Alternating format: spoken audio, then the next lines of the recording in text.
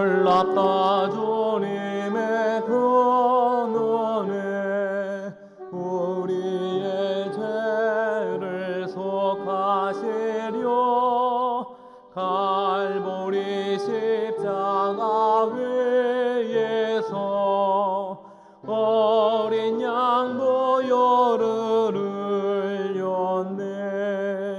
주의 은혜 우리의 죄를 다 씻었네. 주의 은혜 우리의 죄를 다 씻었네. 죄악은 성난 파도같이 우리 영혼을 위협하나 헤아릴 수 없는 주 은혜, 십자가에서 보이셨네. 주의 은혜 우리의 죄를 다 씻었네. 주의 은혜 우리의 죄를 다 씻었네. 죄악에 물든 영혼들을 주께서 피로 씻으시네. 지금도 흐르는 그 피에 눈보다 더 이게 씻으라. 주의 은혜 우리의 죄를 다 씻었네. 주의 은혜 우리의 죄를 다 씻었네. 피할 수 없는 그 은혜를 믿는 자에게 거저주네. 형제여 주 앞에 나와서 더지체 말고 곧 받으라. 주의 은혜 우리의 죄를 다 씻었네. 주의 은혜 우리의 죄를 다 씻었네.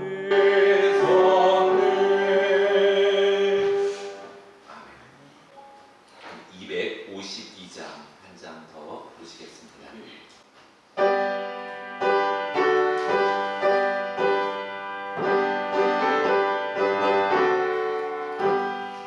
나의 죄를 씻게는 예수의 피밖에 없네. 다시 정케 하게도 예수의 피밖에 없네. 예수의 흘린 피 날 위해 아오니 회하고 귀하다. 예수의 피밖에 없네. 나를 정케 하게는 예수의 피밖에 없네. 사죄하는 증거도 예수의 피밖에 없네. 예수의 흘린 피 날 위해 하오니 귀하고 귀하다. 예수의 피 피밖에 없네. 나의 죄 속하게는 예수의 피밖에 없네. 나는 공로 없으니 예수의 피밖에 없네. 예수의 흘린 피 나리게 하오니 되하고 귀하다. 예수의 피밖에 없네. 평안함과 소망은 예수의 피밖에 없네. 나의 은은 이것뿐 예수의 피밖에 없네. 예수의 흘린 피 나리게 하오니 귀하고 귀하다. 예수의 피밖에 없네. 영원토록 내 할 말 예수의 피밖에 없네. 나의 찬미 제목은 예수의 피밖에 없네. 예수의 흘린 피 나리게 하오니 귀하고 귀하다. 예수의 피밖에 나의 죄를 씻기는 나의 죄를 씻기는 예수의 피밖에 없네. 다시 정케하게도 예수의 피밖에 없네. 예수의 흘린 피 나리게 하오니 귀하고 귀하다. 예수의 피밖에 없네. 나를 정케 하게는 예수의 피밖에 없네. 사죄하는 증거도 예수의 피밖에 없네. 예수의 흘린 피 나리게 하오니 귀하고 귀하다. 예수의 피밖에 5절입니다. 영원토록 내 할 말 예수의 피밖에 없네. 나의 찬미 제목은 예수의 피밖에 없네. 예수의 흘린 피 나리게 하오니 귀하고 귀하다. 예수의 피밖에 없네. 아멘. 우리 다 함께 신앙 고백하시겠습니다. 전능하사 천지를 만드신 하나님 아버지를 내가 믿사오며 그 외아들 우리 주 예수 그리스도를 믿사오니 이는 성령으로 잉태하사 동정녀 마리아에게 나시고 본디오 빌라도에게 고난을 받으사 십자가에 못 박혀 죽으시고 장사한 지 사흘 만에 죽은 자 가운데서 다시 살아나시며 하늘에 오르사 전능하신 하나님 우편에 앉아 계시다가 저리로서 산자와 죽은 자를 심판하러 오시리라. 성령을 믿사오며 거룩한 공의와 성도가 서로 교통하는 것과 죄를 사하여 주시는 것과 몸이 다시 사는 것과 영원히 사는 것을 믿사옵나이다. 아멘.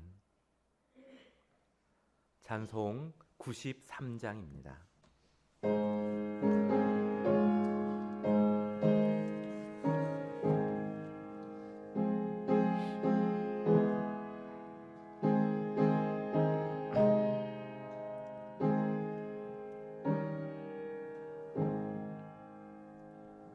예수는 나의 힘이요 내 생명 되시네. 거저에서 떠나 살면 죄중에 빠지네. 눈물이 앞을 가리고 내 맘에 근심 쌓일 때 외로워하고 힘주시네 주 예수. 예수는 나의 힘이요 내 친구 되시네. 고뇌를 간구하면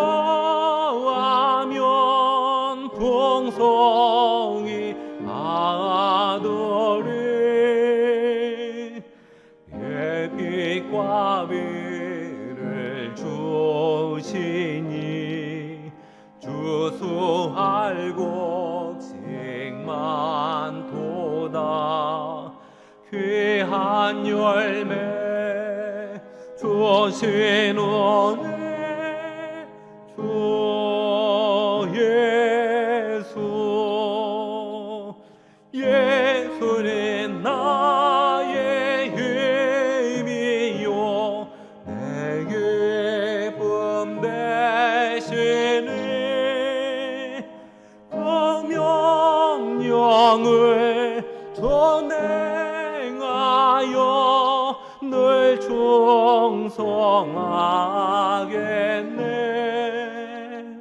주야로 보호하시며 바른 길 가게 하시니 의지하고 따라가래 주 예수.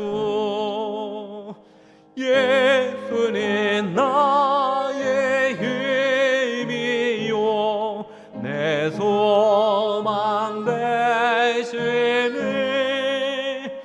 이 세상을 떠나갈 때 곧 영생 얻으리.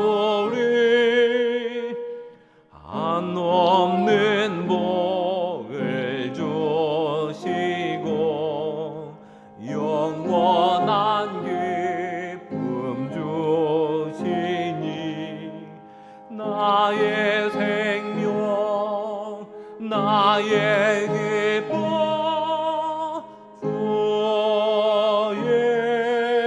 예수. 아멘. 이 예배를 위해서 김준식 장로님 기도해 주시겠습니다.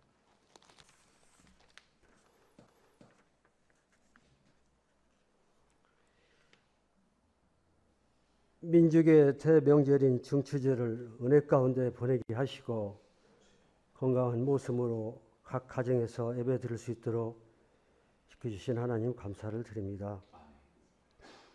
해마다 떨어져 있던 가족을 만난다는 그 사실만으로도 설레임 속에 피곤함조차 잊은 채 오랜 시간을 참아가며 부모 형제 있는 곳으로 달려가 얼싸안고 그간 못 나누었던 정을 나누며 행복해했던 지난 시간들. 이제는 부모 자식 간 만나기보다는 만나지 않는 것이 더 효도라 하는 말이 생겨날 정도로 세상은 급변하고 말았습니다. 전 세계의 코로나 사망자 수도 전라북도 전체 인구의 반절에 버금가는 100만 명이 이미 넘어섰고, 더욱 심각한 것은 코로나는 완치가 되었다 해도 완전한 완치가 아니라 여러 가지 후유증에 시달리며 평생을 힘들게 살아가야 한다는 것에 더욱 불안감을 갖게 됩니다. 하나님 지금까지 잘못된 삶을 살아온 저희들의 잘못을 용서해 주옵소서. 진노를 거두어 주옵소서. 우리를 사랑하시는 하나님, 이렇게 어수선한 가운데서도 내 나라, 내 가정, 나 자신을 이 시간까지 건강토록 지켜주신 하나님의 은혜에 감사를 드립니다. 저희들 받은 은혜에 부응하는 삶만을 살아가기를 원합니다. 늘 우리 안에 꿈틀거리고 있는 모든 정욕과 탐심 깨끗이 씻어주시고 태워주셔서 주님의 말씀이 우리 안에 충분히 거하는 삶만을 살아가게 하옵소서. 성령 충만함을 주시옵소서. 주님께 순종할 수 있는 자리에 내가 있게 하시고 헌신할 수 있는 자리, 충성할 수 있는 자리 모두 내가 있게 하심으로 택한 받은 백성으로 오직 주님만을 위하여 이 몸 달아서 없어지는 각오로 살아가는 우리의 삶이 되게 하옵소서. 또한 비옵기는 이렇게 온라인 예배가 지속될 경우에 나 자신도 모르게 교회와 성도 간 관계가 멀어질까 두렵사오니 우리 은하수 공동체에는 이러한 공기가 흐르지 않도록 각자의 마음을 지킬 수 있도록 하나님 우리 마음을 붙잡아 주옵소서. 가정마다 기도하는 제목들도 있습니다.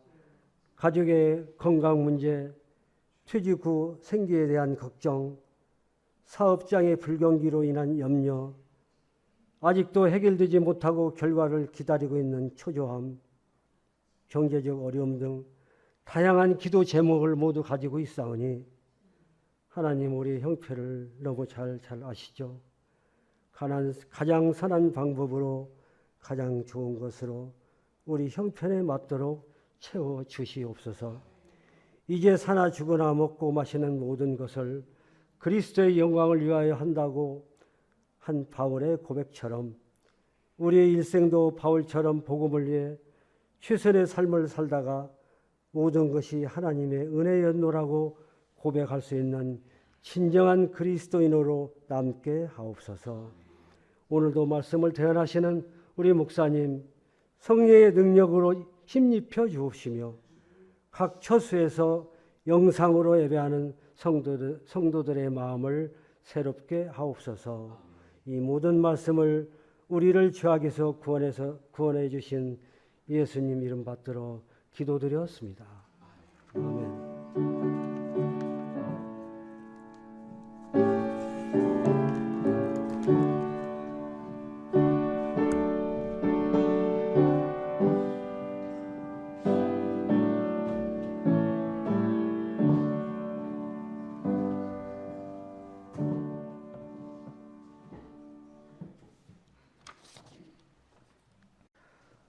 하나님의 말씀은 누가복음입니다.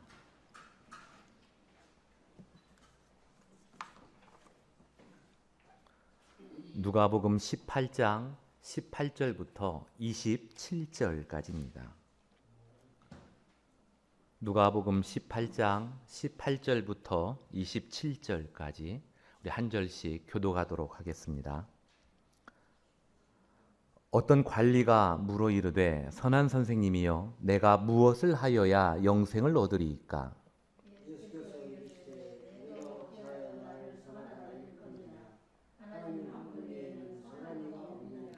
내가 계명을 안 하니 간음하지 말라, 살인하지 말라, 도둑질하지 말라, 거짓 증언하지 말라, 내 부모를 공경하라 하였느니라.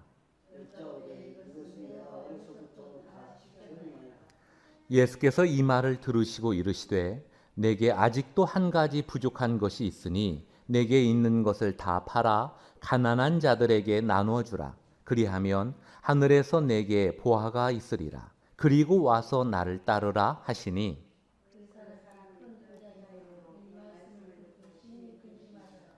예수께서 그를 보시고 이르시되 재물이 있는 자는 하나님의 나라에 들어가기가 얼마나 어려운지.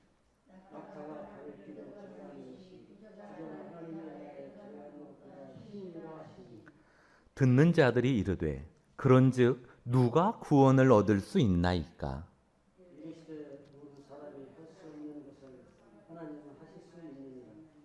아멘.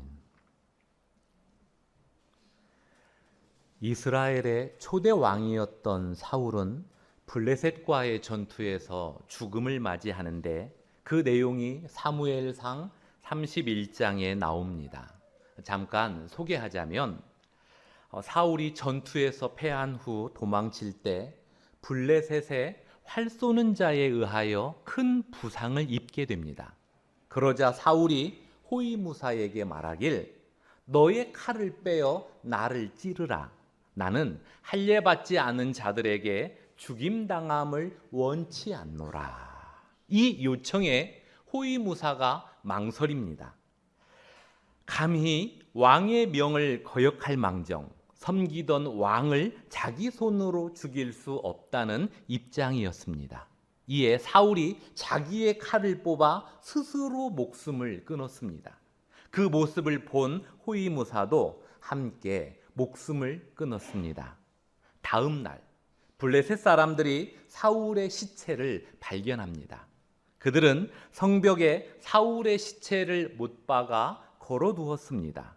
적국의 왕이었던 자의 시체를 성벽에 걸어둠으로써 블레셋의 승리를 알리고 동시에 이스라엘 사람들에겐 두려움을 심어주고자 한 행동이었습니다. 모든 사람들이 두려워만 하고 있을 그때에 그 소식을 므낫세 지파에 속한 길르앗 야베스 주민들이 듣고 행동에 들어갔습니다. 주민들 중에 용사들이 밤새도록 그곳으로 달려가 사울의 시체와 그의 아들들의 시체를 수습하여 자기 땅으로 돌아와 장사를 지냈습니다. 그리고 7일 동안 애곡의 기간을 가졌습니다. 사울의 죽음과 관련하여 이렇게 기록되어 있습니다. 그런데 이어지는 사무엘하 1장을 보니 한 사람이 다윗을 찾아왔습니다. 다윗이 그에게 묻습니다. 너는 누구냐? 너는 어디에서 왔느냐? 그가 대답하길 나는 이스라엘 진영에서 도망하여 왔나이다. 그러면서 이스라엘의 패전 소식 그리고 사울 왕과 왕자들의 죽음을 알렸습니다. 이에 다윗이 그에게 묻습니다. 사울 왕과 왕자들이 죽은 것을 네가 어떻게 아느냐? 예, 사울이 부상을 입고 도망치면서 저를 불러 말하길 자신이 곧 죽게 생겼고 고통 또한 매우 심하니 어서 죽여달라고 했습니다. 살펴보니 생존 가능성이 없을 정도의 큰 부상이어서 제가 사울을 죽였나이다. 다윗이 그 말을 듣고 저녁 때까지 심히 슬퍼하며 금식했다는 내용이 사무엘하 1장에 나옵니다. 사울의 죽음과 관련하여 사무엘상 31장의 내용과 사무엘하 1장의 내용이 다르게 기록되어 있습니다. 그렇죠? 둘 중 어떤 내용이 맞습니까? 사무엘상 31장이 맞는 내용입니다. 다윗을 찾아와서 사울의 죽음을 알린 그 사람이 거짓말했다는 이야기입니다. 그가 왜 다윗을 찾아와 거짓말했습니까? 어쩌면 그는 사울과 다윗의 불편한 관계가 오랫동안 지속되었음을 잘 알고 있었던 것 같습니다. 그래서 그는 사울의 죽음을 다윗에게 알리면서 마치 자기가 사울을 죽인 것처럼 꾸며냈습니다. 사울이 죽었으니 이제 다윗이 권력을 잡게 될 것이라는 계산과 다윗이 권력을 잡게 되는 이 일에 있어서 자신도 한몫했으니 그에 따른 보상을 해달라는 의미입니다. 어떻게 되었을까요? 그의 거짓말이 통했습니까? 그래서 넉넉한 보상을 받았습니까? 아닙니다. 너는 어찌하여 여호와의 기름 부음 받은 자 죽이기를 두려워하지 않았느냐라는 다윗의 꾸짖음과 함께 그 자리에서 다윗의 부하에 의하여 죽임을 당했습니다. 그러니까 자기가 하지도 않은 일을 마치 자기가 한 것처럼 꾸민 결과였습니다. 그 사람의 모습, 그 사람만의 모습입니까? 아닙니다.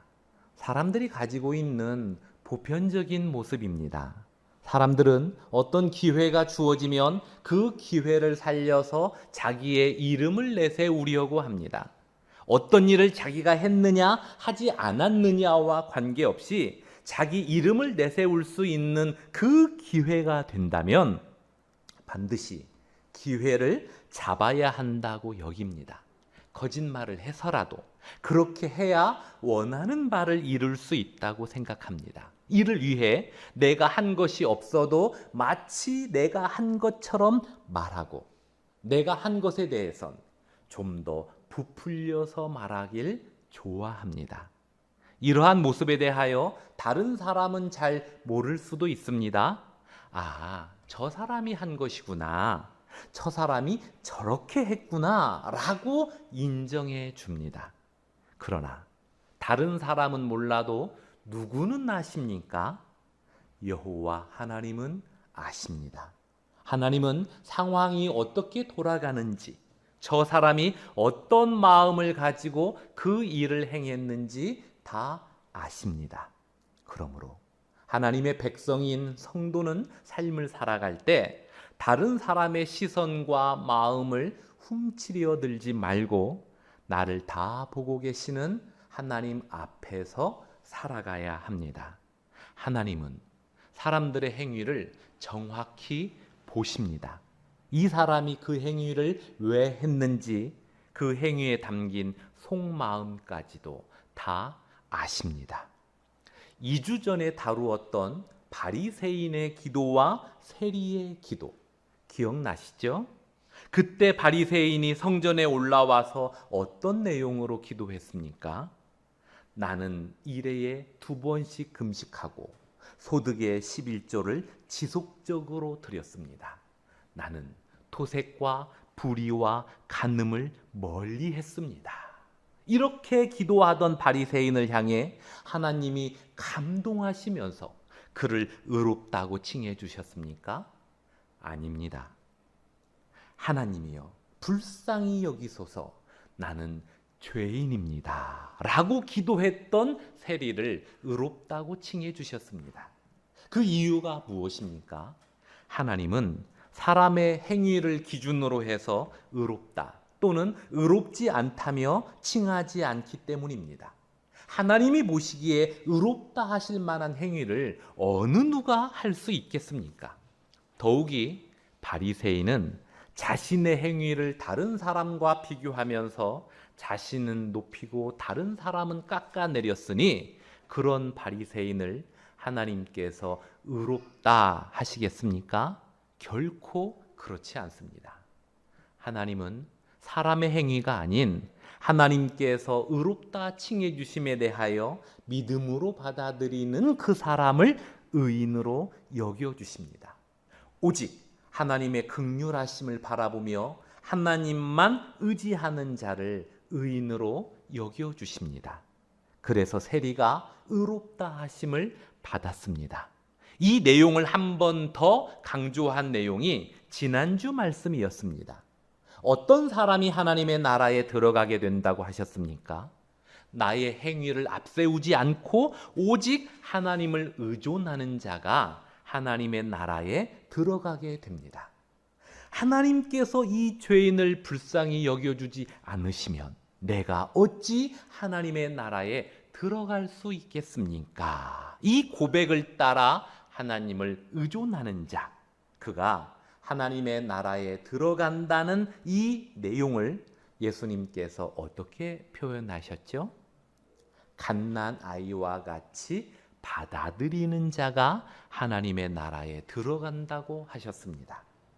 정말입니까? 죄인이 의인의 신분으로 바뀌는 이 일에 있어서 사람의 행위는 조금도 필요하지 않습니까? 오늘 본문 18절을 보시죠. 어떤 관리가 물어 이르되 선한 선생님이여 내가 무엇을 하여야 영생을 얻으리이까? 어떤 관리가 예수님에게 질문을 했습니다. 내가 무엇을 하여야 영생을 얻으리이까? 영생을 얻는 데 있어서 무엇을 해야 하는지, 즉 어떤 행위가 뒤따라야 영생을 얻게 되는지에 대한 질문을 했습니다. 이 질문을 한 이유가 무엇이겠습니까? 사람들은 생각하길 어떤 결과에는 그에 따른 원인이 반드시 있다고 여기기 때문입니다. 중간고사에서 30등 했던 학생이 기말고사에서 3등을 했다면 그 학생이 1등 학생의 답안지를 보고 커닝을 했든지 아니면 하루에 2시간씩만 자고 열심히 공부했든지 어떤 원인이 있지 않겠느냐라는 생각을 일반적으로 합니다. 누가 한 달 만에 살이 7kg이 빠졌다면 어떤 큰 고민이 그에게 생겼든지 아니면 갑작스럽게 질병이 찾아왔든지 어떤 원인이 있지 않겠느냐 이 생각을 가지고 있단 말입니다. 이처럼 사람들은 어떤 결과엔 그에 따른 원인이 있다고 생각합니다. 더욱이 결과의 내용이 크게 나타나거나 중요한 결과일 경우엔 그 원인에 대하여 좀 더 주목합니다. 그렇기 때문에 영생이라는 매우 크고도 중요한 결과에 대해선 반드시 어떤 행위가 뒤따라야 한다는 생각을 기본적으로 가지고 있었습니다. 그래서 세상 사람들이 예수님 믿는 성도들을 우습게 여깁니다. 기독교인들은 예수님을 믿기만 하면 구원을 얻는다고 주장하니 그들 눈에는 기독교인들이 매우 비상식적인 사람들로 보일 것입니다. 그렇지 않겠습니까?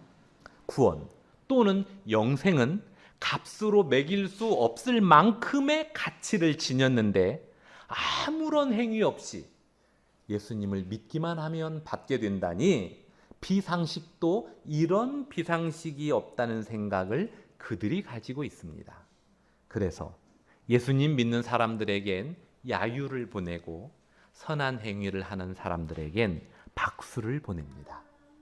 예수님을 찾아온 어떤 관리도 그와 같은 시각으로 예수님에게 질문했습니다. 내가 무엇을 하여야 영생을 얻으리이까? 이에 예수님께서 말씀하셨습니다. 20절을 보시죠. 네가 계명을 안 하니 간음하지 말라, 살인하지 말라, 도둑질하지 말라, 거짓 증언하지 말라, 네 부모를 공경하라. 예수님께서 이 계명을 말씀하신 이유가 무엇이겠습니까? 이 계명을 다 지키면 영생을 얻게 된다는 의미로서 이 말씀을 하셨을까요? 그렇지 않습니다. 영생과 관련하여 행위로 접근한 그에게 그의 행위를 점검케 하려는 의도입니다. 너는 과연 너의 행위로 영생을 얻을 수 있다고 생각하느냐? 이런 간접적인 질문입니다. 이 질문 앞에서 일반적인 사람은 입을 다물게 됩니다. 자신의 행위에 대하여 결함이 많음을 알기 때문이죠. 그래서 예수님께 질문한 그 사람도 더 이상 입을 열지 못했습니까? 21절을 보시죠. 여짜오되 이것은 내가 어려서부터 다 지키었나이다. 대단한 자신감입니다. 종교인으로서 자기 관리를 매우 잘했다는 이야기입니다. 그런데 이 사람에게서 누구의 냄새가 납니까? 성전에서 기도하던 바리새인의 냄새가 납니다. 나는 일회에 2번씩 금식하고 소득의 11조를 지속적으로 드렸습니다. 나는 토색과 불의와 간음을 멀리 했습니다. 이렇게 기도했던 바리새인과 매우 비슷한 냄새를 풍기고 있습니다. 예수님께서 그 냄새를 못 맡으실 리 없습니다. 이에 예수님이 그에게 말씀하셨습니다. 네게 아직도 한 가지 부족한 것이 있으니 네게 있는 것을 다 팔아 가난한 자들에게 나눠주라. 그리하면 하늘에서 네게 보화가 있으리라. 그리고 와서 나를 따르라. 무슨 의미입니까? 네가 어렸을 적부터 계명을 다 지켰다니 이제 한 가지만 더 하면 되겠구나 라는 의미입니까? 아닙니다. 말씀을 다 지키고 살았다는 그의 자부심이 얼마나 보잘것없는가를 드러내기 위한 의도입니다. 너희에게 있는 것을 다 팔아 가난한 자들에게 나눠주라. 그리고 와서 나를 따르라. 수도자의 길을 걷겠다고 마음먹은 한 젊은이가 수도원을 찾아왔습니다. 나이든 수도사가 젊은이의 마음을 알아보기 위해 물었습니다. 젊은이, 자네에게 금화 새닙이 있다면 가난한 사람들에게 기꺼이 나눠주겠는가? 예, 모두 나눠주겠습니다. 그래? 그렇다면 은화 새닙이 있다면 어찌하겠는가? 예, 기쁜 마음으로 가난한 이들에게 다 나누어 주겠습니다. 그래. 마지막으로 한 번 더 묻겠네. 동전 새닙이 있다면 어찌하겠는가? 이에 그 젊은이가 잠시 머뭇거리다 입을 가까스로 열었습니다. 그건 안 되겠는데요. 예상치 못한 답변에 나이든 수도사가 의아한 표정을 지으며 물었습니다. 금화나 은화는 아낌없이 주겠다는 사람이 동전은 줄 수 없다니 도대체 그 이유가 무엇인가? 그러자 젊은이가 말하길, 지금 제 주머니에 동전 새닙이 있거든요. 그렇습니다. 이 이야기는 사람들이 어떤 존재인지를 잘 말해주고 있습니다. 나에게 없는 건 아낌없이 나누겠다고 말을 하지만 내가 가진 재산에 대해선 나누기를 주저하는 이 마음을 사람들이 가지고 있습니다.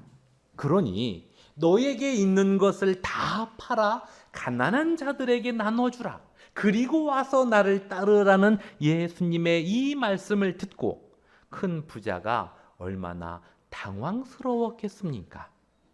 이제 그의 얼굴 표정에선 자신감을 찾아볼 수 없습니다. 당황스러움으로 가득 차 있습니다. 그 모습을 보신 예수님께서 어떤 말씀을 하셨습니까? 24절과 25절을 보시죠. 예수께서 그를 보시고 이르시되 재물이 있는 자는 하나님의 나라에 들어가기가 얼마나 어려운지 낙타가 바늘귀로 들어가는 것이 부자가 하나님의 나라에 들어가는 것보다 쉬우니라. 예수님 당시 낙타는 가장 큰 동물에 속하고 바늘귀는 가장 작은 구멍을 상징했습니다. 낙타가 바늘귀로 들어갈 수 있겠습니까? 없습니다. 예수님께서 이 상황을 빗대어 부자가 하나님의 나라에 들어가기란 이보다 더 어렵다라고 말씀하셨습니다.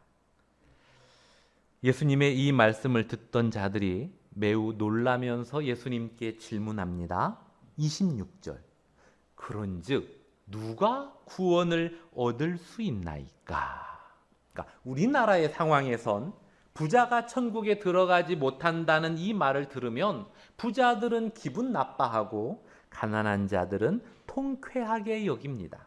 그런데 예수님 곁에 있던 사람들은 놀랍다는 표정을 지으면서 그렇다면 누가 구원을 얻을 수 있습니까? 라는 질문을 했습니다. 왜 이런 반응을 보이는 것일까요? 그 이유는 예수님 당시의 사람들이 가졌던 보편적인 생각 때문입니다. 부자는 하나님의 축복을 받아서 부자가 되었다는 그 생각을 사람들이 가지고 있었습니다. 그러므로 부자는 하나님 나라에 들어갈 1순위로 여겼던 것입니다. 그렇게 생각했는데 예수님께서 부자는 하나님 나라에 들어가기가 매우 어렵다라고 말씀하시니 그렇다면 부자도 못 들어간다면 도대체 누가 하나님 나라에 들어간단 말입니까? 이러한 질문이죠. 이 질문에 대하여 예수님이 어떤 답변을 하셨습니까? 27절 이르시되 무릇 사람이 할 수 없는 것을 하나님은 하실 수 있느니라. 무슨 말입니까? 하나님의 나라는 사람의 행위로 가는 곳이 아니라 오직 하나님의 은혜로 가는 곳이라는 의미입니다. 그렇습니다. 돈이 많아도, 열심히 봉사했어도, 신학교를 졸업했어도 영생을 얻지 못합니다. 그 누구라도 자신의 힘과 행위로는 영생을 얻지 못합니다. 오직 하나님께서 주실 때 영생을 얻게 됩니다. 오직 하나님께서 초청해 주셔야만 하나님의 나라에 들어갈 수 있습니다. 소중한 사람을 변화시키는 131가지 이야기라는 책에 이런 내용이 나옵니다. 어느 큰 교회 예배 시간에 한 남자가 모자를 쓰고 참석했습니다. 안내자들의 부탁에도 불구하고 그 남자는 어찌 된 일인지 모자 벗기를 거부했습니다. 옆에 나란히 앉은 성도가 거듭 부탁했습니다. 그러나 남자는 아랑곳하지 않았습니다. 모자를 쓴 채 예배를 드렸습니다. 예배를 인도하던 목사님도 그 남자를 보면서 못마땅한 표정을 지었습니다. 예배가 끝나자 목사님은 문 앞에서 그 남자를 기다렸습니다. 그리고 이렇게 말했습니다. 성도님, 우리 교회 예배에 참석해 주셔서 감사합니다. 앞으로도 계속 나와주시면 고맙겠습니다. 그런데 예배 시간엔 모자를 좀 벗어주십시오. 예배 시간에 모자를 벗는 것이 교회의 예법입니다. 목사님의 말이 끝나자 남자가 빙그레 웃으면서 말하길, 목사님께서 이렇게 시간을 내어 저와 대화를 나눠주시니 정말 감사합니다. 사실 저는 지난 3년 동안 매 주일마다 이 예배에 참석했습니다. 그런데 목사님을 비롯하여 다른 성도들로부터 관심 받기는 오늘이 처음입니다. 그것도 순전히 제가 쓰고 있는 이 모자 때문에 말입니다. 무슨 이야기입니까? 사람들은 아무 나에게 관심을 주지 않습니다. 심지어 교회 안에서도 무엇인가 있어 보이는 사람이 관심을 더 받습니다. 그래서 우리 주변엔 나는 있으나마나한 존재야 라고 생각하는 사람들이 많습니다. 부인할 수 없는 현실입니다. 안타까운 일입니다. 그러나 끊임없이 우리에게 관심을 가지고 지속적인 사랑을 베푸는 분이 계십니다. 누구입니까? 우리 여호와 하나님이십니다. 하나님은 우리가 죄인이었을 때부터 우리에게 관심을 가졌습니다. 우리에게 무엇인가 있어 보였기 때문이 아니며 남들보다 선한 행위를 더 많이 했기 때문도 아닌 더러운 죄인의 모습으로 살아가던 그때 하나님의 관심과 사랑을 쏟아 부어 주셨습니다. 내 힘과 행위로는 도저히 구원받을 수 없는 죄인이었는데 그러한 우리에게 하나님께서 구원의 손길을 내미셨습니다. 하나님께서 먼저 우리의 손을 잡아주셨습니다. 오직 하나님의 은혜였습니다. 오직 하나님의 사랑이었습니다. 그래서 우리가 구원을 받았고 하나님의 자녀로서 지금 살아가는 것입니다. 하나님께서는 지금도 끊임없는 관심과 사랑을 우리에게 쏟아 주십니다. 그러니 이 한 주간도 하나님의 나라로 나를 초청해 주신 하나님 은혜에 감사하면서 누가 보지 않아도 묵묵히 성도의 길을 걸어가고 곁에 있는 형제에 대해선 진실로 사랑하며 나에게 있는 아픔에 대해선 수고하고 무거운 짐을 맡아주실 주님께 내려놓는 이 모습으로 살아갈 수 있기를 주님의 이름으로 축원합니다. 기도하겠습니다. 죄로 죽었던 우리에게 새 생명을 주시고 자녀 삼으신 하나님 아버지, 그 은혜와 사랑에 감사를 드립니다. 자녀된 우리에게 지금도 끊임없는 관심과 사랑을 부어주시니 이 또한 감사드립니다. 오직 하나님의 은혜 안에서 살아가는 신분답게 매 순간 내 행위보다 하나님의 은혜를 나타내는 삶이 되기를 원하오니 붙잡아 주옵소서. 하나님 아버지, 우리 중에 수고하고 무거운 짐을 진 성도가 있습니다. 긍휼히 여겨주시고 그 짐을 맡아 주옵소서. 그래서 그 성도의 삶이 짓눌리지 않게 하옵소서. 예수님의 이름으로 기도드리옵나이다. 아멘.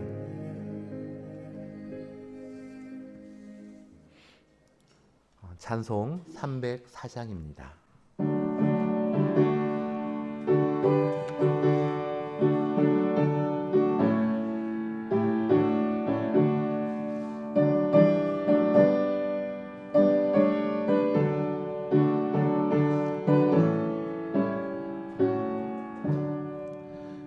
크신 하나님의 사랑 말로 다 영영 못하네.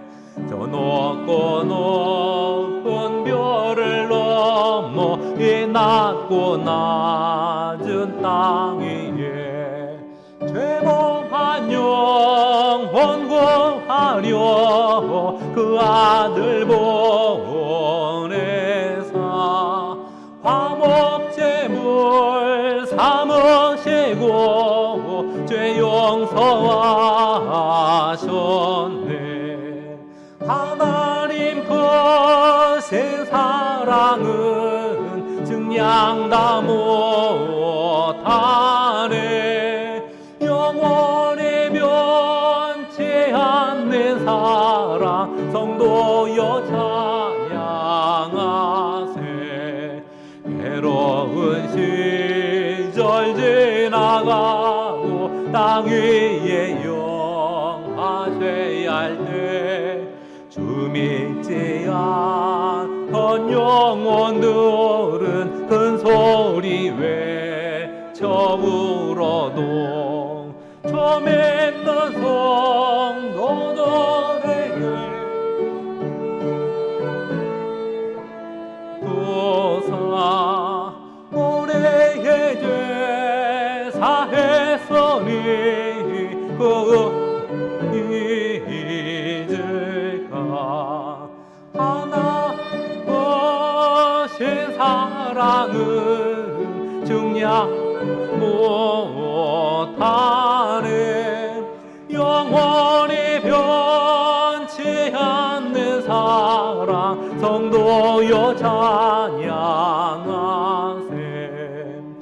하늘을 두루마리 삼고 바다를 먹물 삼아도 안 얻는 하나님의 사랑 땅으로 갈 수 없겠네.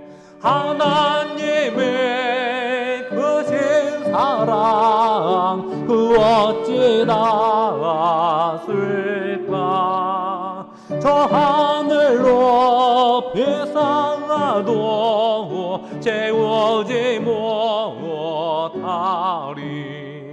하나님 크신 사랑은 증량 다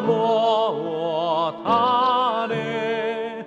영원히 변치 않는 사랑 성도여 찬양하세.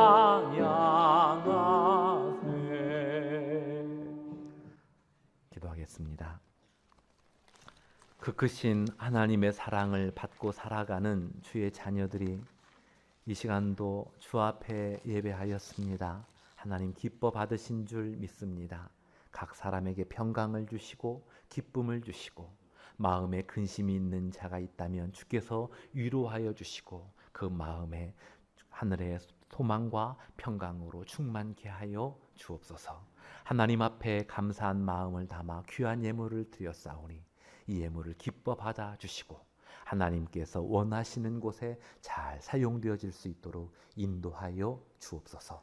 또한 각 가정을 기억하여 주셔서 물질적으로 어려움 당하지 않도록 주께서 늘 공급하여 주시오며 각 사람에게 건강을 주시고 그 마음의 평강도 더하여 주옵소서. 예수님의 이름으로 기도드리옵나이다. 아멘.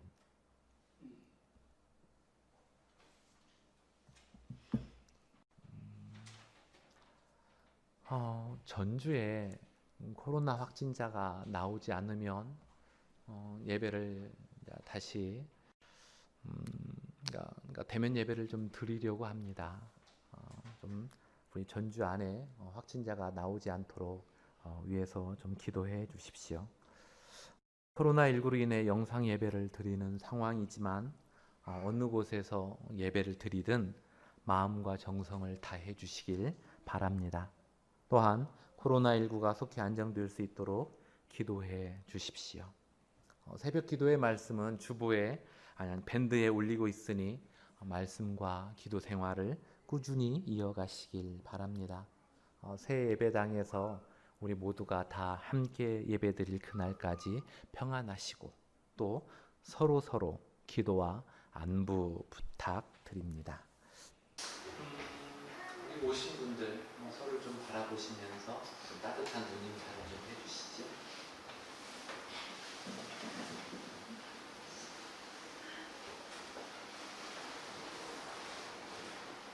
우리 기도하겠습니다. 이제는 우리 주 예수 그리스도의 은혜와 아버지 하나님의 크신 사랑과 성령의 교통하심이 오늘 말씀을 다시 한번 새기면서 나의 나됨은 오직 하나님의 은혜임을 고백하며 또 감사하며 하나님의 자녀라는 이 신분답게 살아가겠노라고 고백하며 내려가는 주의 성도들 머리 위에와 그 가정 위에 이제로부터 영원까지 함께 있을지어다. 아멘.